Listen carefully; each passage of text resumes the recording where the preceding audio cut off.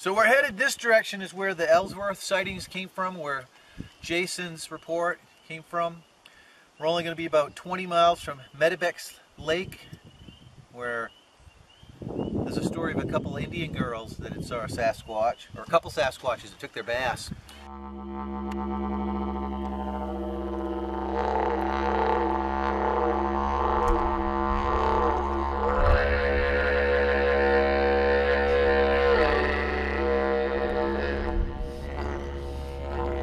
Now the interesting part is we ran across this huge, massive, well over 30 or 40 feet long, what looked like a quarried block of granite in an area where there's no quarries, at least none, none that I'm aware of in the last 5,000 or 10,000 years. There's no quarries there.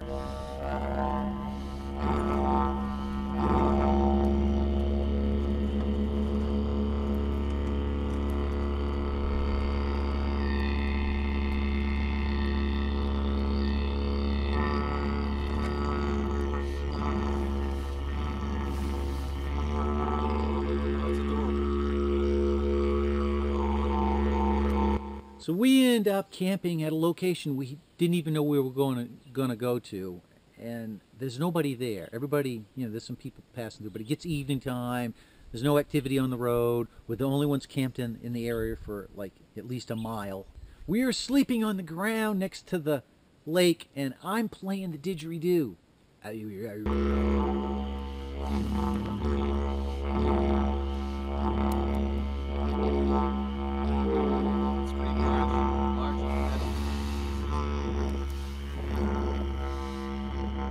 Very squatchy, doesn't it, Lady K? Oh. Look at those tree structures right there. That's not tree structures, those are fallen trees. That's a tree structure right there. Absolutely.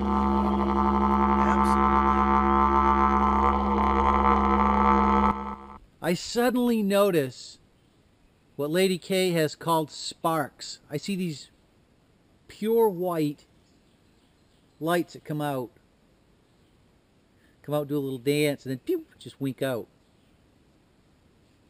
The temperature was like 45 degrees, way too early for fireflies. Not the right color, white, not that yellowish that the fireflies do. It looked as if there were these little white lights coming out of the tree. Now, I thought maybe, because you're breathing and your body's vibrating, I thought, well, maybe it's a artifact of the didgeridoo. And that was until later on when Lady K shared with me that she was seeing exactly the same thing.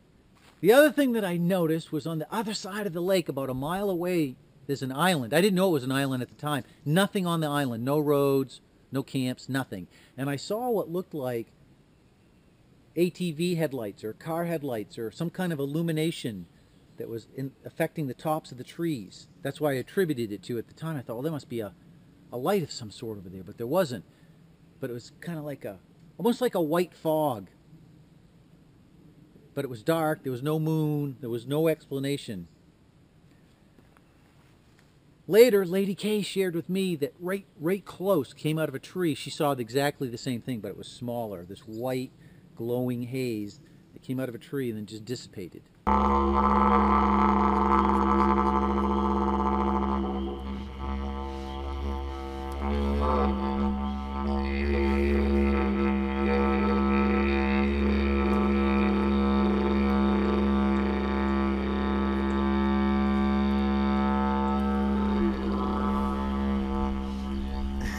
He just swam underneath there. I got me. All right, Lady K, where were you at?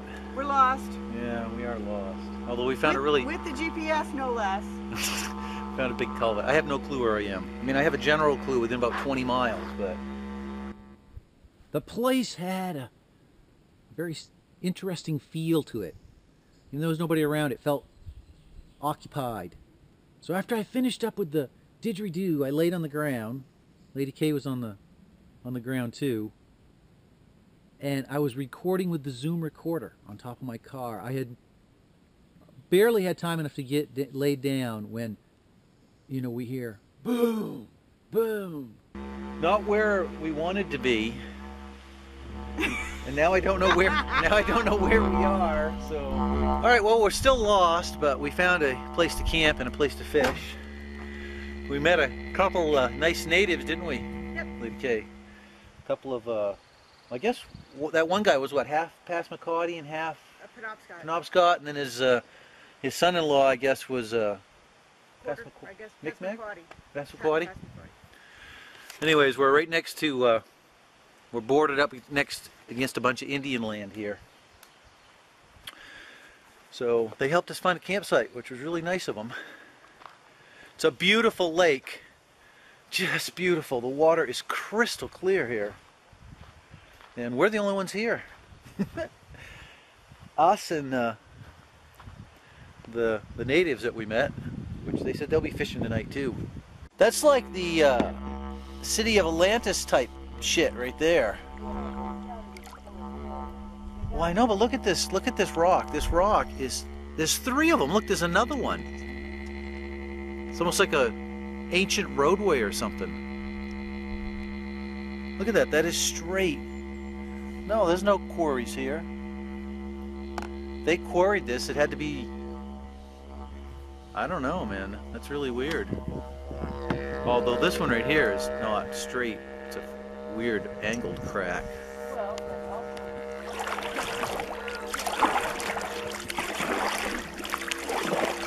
There's one over there that looks, but that right there is straight for a long ways out.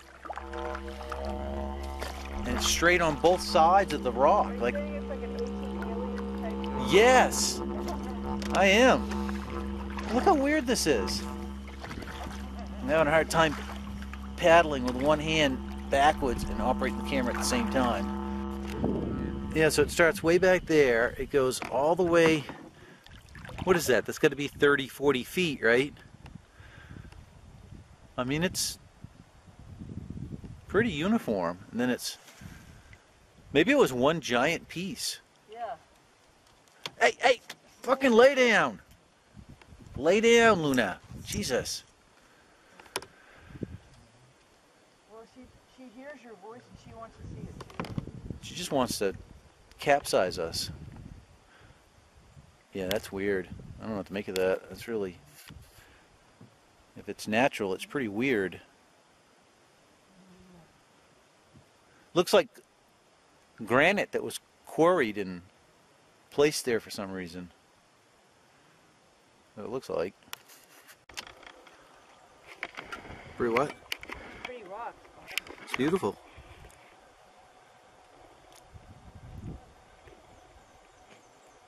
That's the first phantom ghost stream. I can hear the stream, but can't find it. There's definitely a stream back there, though. Look, it's quiet now.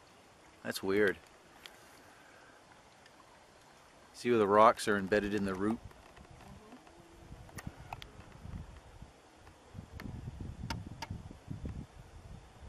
Okay, so our whole school, something right there. Wow, that's awesome.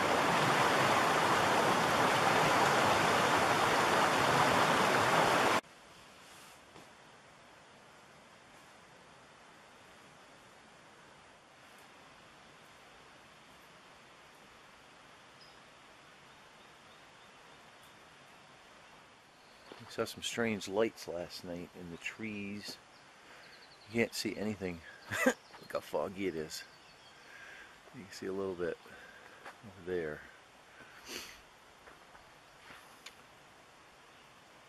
And before I went to bed, right after I got done playing the didgeridoo, it's a cool fireplace, in this direction, way over here, there was nobody else here last night. I heard the booming boom, boom. So, I don't know if the zoom picked it up or not. Very, very strange.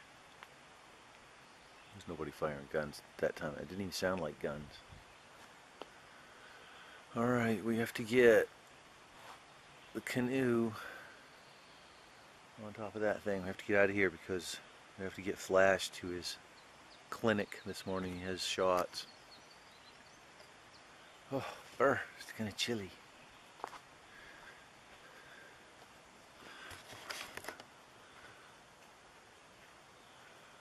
That's the pond. That'd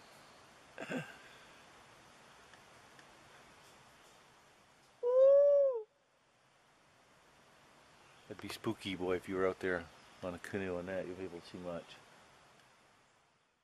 2 loud reports. This was like 11, 11:30 at night, 10:30, 11. You know, it was late at night. So their amplitude would have been quite high, and then a short while after that, I could barely hear this, but I heard it was clack, clack, clack, clack. Lady K described it as 1, 2, 1, 2. These reports don't match gunfire. They don't sound like gunfire, except in a most superficial sense. I find it very curious that in 2 consecutive weekends, in areas far apart, vastly in 2 different areas, one was up north, the other was down east. Okay, those are 2 different regions in Maine, like 100 miles apart, over 100 miles apart, to capture the same phenomenon. And come to find out, the reports of this noise making, cannon fire, gunfire, you know, rocks being smashed together, these are what people would use to describe these sounds, has been attributed, I think it was Hobomok. It was a demigod, a god of the Massachusetts Indians. And their shaman tried to gain favor with this guy, this entity. And apparently it was said to make those type of noises in the forest. You hear that? Yeah, what was that? I don't know, I guess it's a gunshot. It's really not like a gun. It sounded like a gun to me.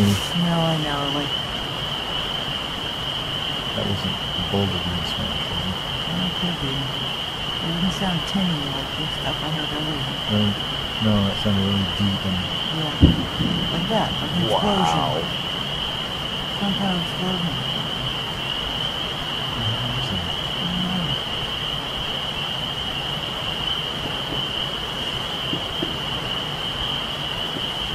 Some short ones.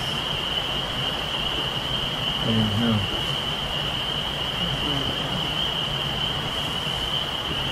Like, 1, 2, 1, 2.